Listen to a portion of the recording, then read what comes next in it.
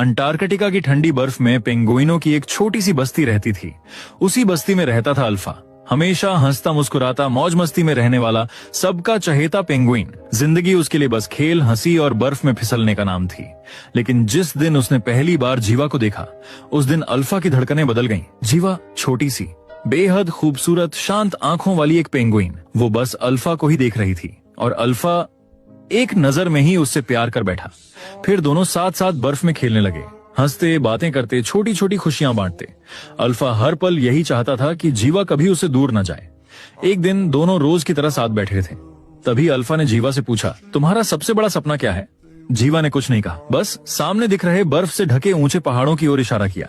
Alpha कुछ समझ नहीं पाया। तब जीवा ने कहा, मेरा सपना है कि मैं उन पहाड़ों को सामने से देख सकूं, उन पर चढ़ सकूं और सबसे ऊंची छोटी से खूबसूरत नजारों के बीच तुम्हारा नाम पुकार सकूं। जीवा की बात सुनकर अल्फा हंस पड़ा। उसने कहा, वहां ना पानी है ना खाना, वहां जाना नामुमकिन है। इसी बात पर दोनों के बीच हल्की सी नोक-झोंक हुई, लेकिन प्यार वैसा ही रहा। कुछ समय बाद अचानक जीवा की तबीयत बिगड़ने लगी। अल्फा ने उसका बहुत ख्याल रखा, दिन रात उसके पास रहा। लेकिन देखते ही देखते 1 महीने में जीवा ने अपनी सांसें छोड़ दी। जीवा के जाने से अल्फा पूरी तरह टूट गया। जिसके साथ उसने अपनी पूरी जिंदगी सोची थी, वो अब उसके साथ नहीं थी। कुछ समय बीता। खाने की तलाश में पूरी पेंगुइन बस्ती को वो जगह छोड़नी पड़ी। जब सब जाने लगे, अल्फा वहीं रुक गया। उसने पीछे मुड़कर वहीं ऊंचे बर्फीले पहाड़ देखे और उसे जीवा का सपना याद आ गया। उसी पल अल्फा ने फैसला कर लिया। कोई उसे समझ नहीं पाया, लेकिन अल्फा रुका नहीं।